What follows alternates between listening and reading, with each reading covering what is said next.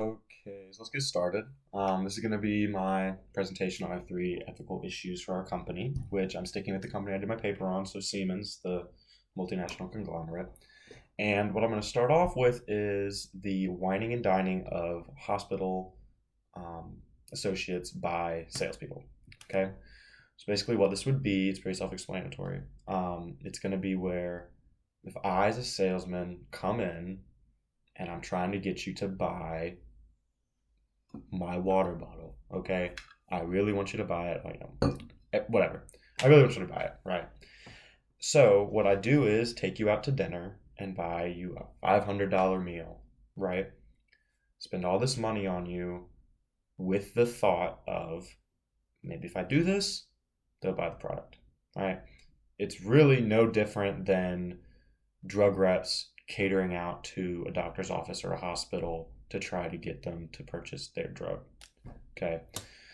And what I think makes for a really good discussion question is, should this be considered the same thing as a bribe? Like, is this just buying a dinner, paying for a meal?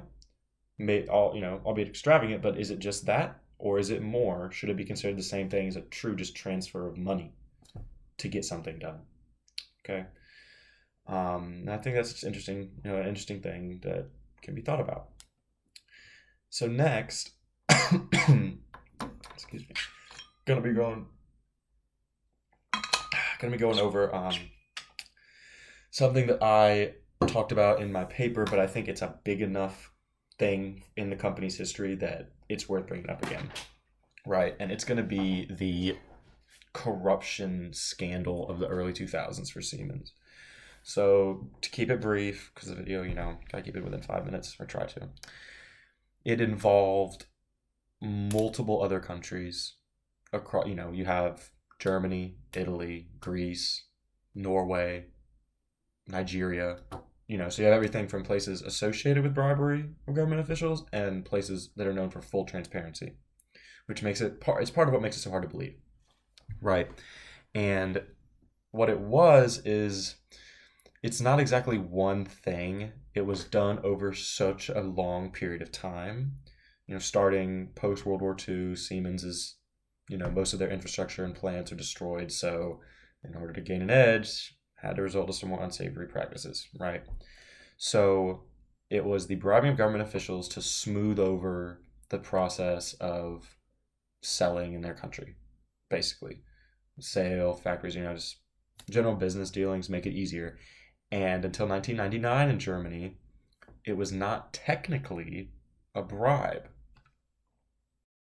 So it translates to what basically is described as useful money. It's essentially just tax deductible as an expenditure, but internally and casually, it's a bribe. That's plain and simple, it's a bribe.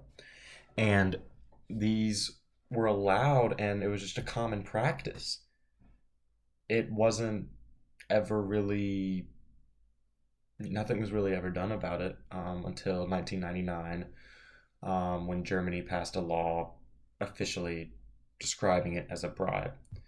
Well, Siemens formed kind of a loose, no teeth committee group to crack down.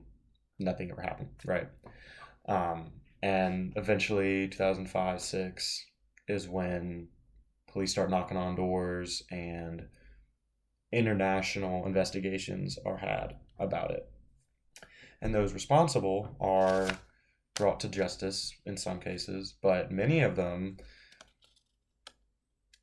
it's kind of makes you wonder how truthful they were being when they describe the experience, because they say, and of course anyone under duress of a situation like this, you're going to say whatever makes you look the best, but they say that it was something they thought they had to do to keep the company from failing, and they knew that it was wrong, but it was something that they thought it had to be done. They thought there was no other way to do it, no other way to do things, right?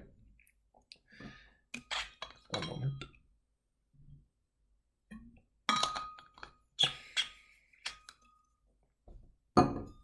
Um, And yeah, that's just, thinking that that's the only way that the companies could survive is if they kept up this practice they've been doing for decades, right?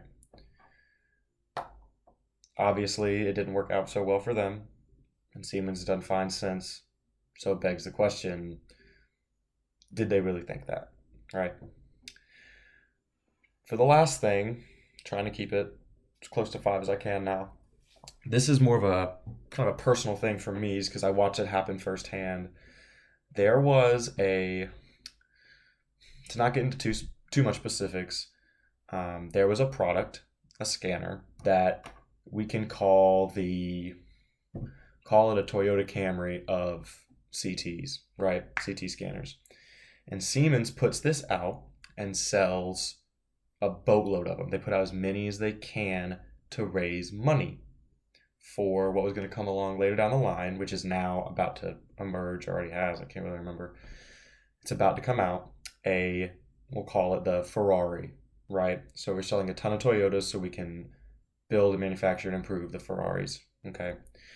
And the thing is, these Toyotas will be putting out so quickly and just trying to get them out there, just make money, make money, make money, that there were serious problems across, you know, the board in terms of just little, we'll call them widgets, items within the machines that you need to work. You pay for them to work. You need them to care for patients.